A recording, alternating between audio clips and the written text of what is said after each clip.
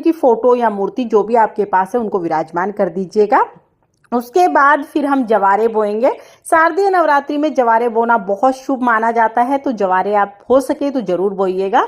जवारे बोने के लिए आप मिट्टी का कुंडा ले सकते हैं या कोई प्लेट थाली वगैरह ले सकते हैं। उसमें मिट्टी भर लेंगे, थोड़े जौ हम उसमें डाल देंगे, जो पात्र हमने लिया है उस पर कलावा बांधेंगे और तिलक कर देंगे। इस तरह हम जवारे बोते हैं।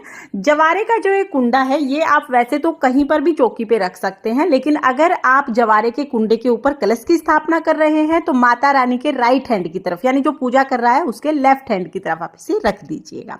अब हम कलश स्थापना करेंगे तो मिट्टी का मैंने कलश ले लिया है, इस पर मोली बांध ली, स्वास्तिक बना लिया, गंगा जल डाल दिया, फिर हम इसे शुद्ध जल से भर लेंगे। इसमें हल्दी, सुपारी, सिक्का, लौंग, इलायची, ये पांचों चीजें हम डालेंगे।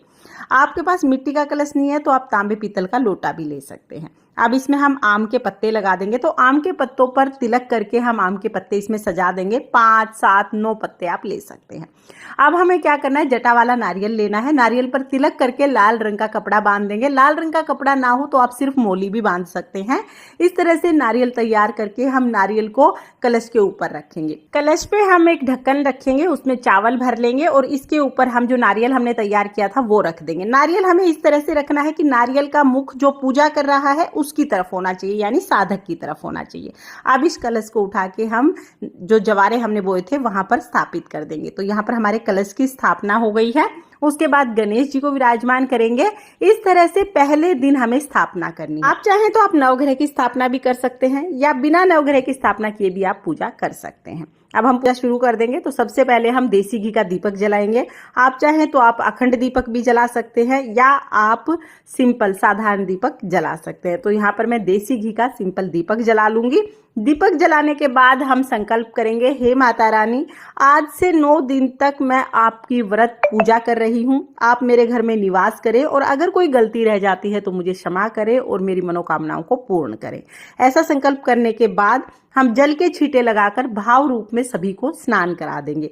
आप दुर्वा घास से, फूल से या पत्ते से जल के छींटे लगा सकते हैं। हमने स्नान करा दिया है।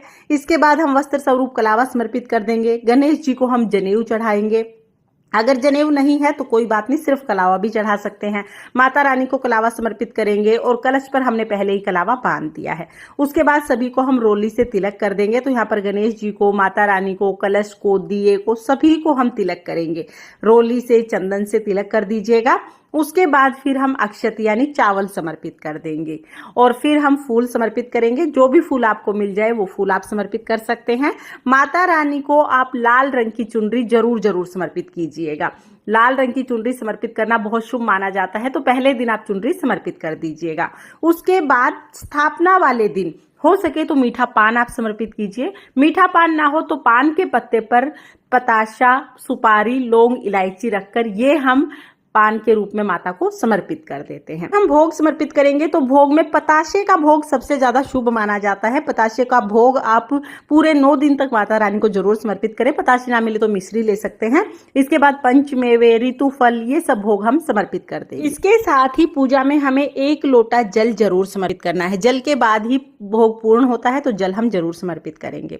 आप देखिए, अगर आप दुर्गा सप्तशती का पाठ करते हैं या आप माता रानी की कथा सुनते हैं या कोई और पाठ करते हैं तो पाठ आप इस टाइम पर कर सकते हैं।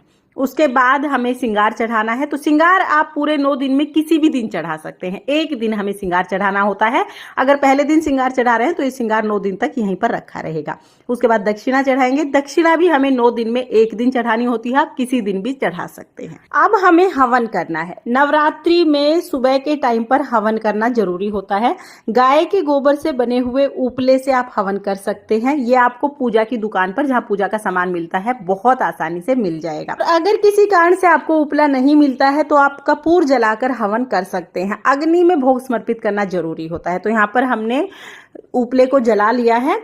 अब इसे चौकी पर ही रखेंगे। पहले मैं कपूर डाल दूंगी ताकि अग्नि अच्छे से प्रज्वलित हो जाए। उसके बाद लौंग का जोड़ा हमें चढ़ाना है। पूरी लौंग होनी चाहिए, फूल के साथ टूटी हुई लौंग नहीं होनी चाहिए। 2 लौंग एक साथ हम चढ़ाएंगे। तो घी में डिप करके लौंग चढ़ा दी है। 2 बार हमें लौंग का जोड़ा चढ़ाना होता है। उसके बाद जो पंचमेवे का भोग चढ़ाया है वो हम अग्नि में समर्पित कर देंगे। जो हमने पताशे का भोग चढ़ाया है वो भी हम अग्नि में समर्पित कर देंगे। भोग जब हम अग्नि में समर्पित करते हैं तो वो सीधा देवताओं को मिलता है, इसलिए नवरात्रि में अग्नि में भोग समर्पित करना बहुत शुभ माना जाता है। सुबह के समय हमें ऐसे ही भोग समर्पित करना है। ये छोटा सा हवन होता है। जो आपने पान का पत्ता चढ़ाया है या जो मीठा पान चढ़ाया है उसका भी हम एक बीड़ा बना लेंगे। तो इस तरह से देखिए इसका बीड़ा बना लेंगे। जो लौंग है वो इसमें हम अटका देंगे तो बिल्कुल बीड़े की तरह बन जाएगा। इसको भी हम हवन में ही समर्पित कर देंगे। तो जो अग्नि हमने जलाई है उसी में हम इस पान को समर्पित कर देंगे। उसके बाद अब थोड़ा सा कपूर और घी डाल दीजिएगा ताकि अग्नि अच्छे से प्रज्वलित हो जाए। इस तरह से हम भोग समर्पित करेंगे यानी हवन कर देंगे। उसके बाद थोड़ा सा जल हाथ में लेके 2 बार हम इस हवन के ऊपर से छिड़क देंगे। तो इस तरह से हवन पूर्ण हो जाएगा। फिर हम धूप दीप दिखाएंगे और बहुत प्रेम पूर्वक माता रानी की आरती करेंगे। पहले गणेश जी की आरती करनी है, उसके बाद हमें माता रानी की आरती करनी है। अगर आपने अखंड दीपक जलाया है तो अलग से एक दीपक जलाकर आप आरती करें, या तो आप कपूर से भी आरती कर सकते हैं, क्योंकि अखंड दीपक को एक बार जलाने के बाद हिलाया नहीं जाता है। मैंने यहाँ पर सिंपल दीपक जलाया है तो इसी दीपक से मैं आरती कर लूंगी।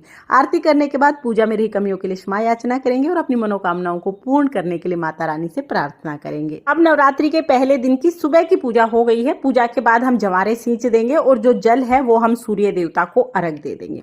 इसके बाद हम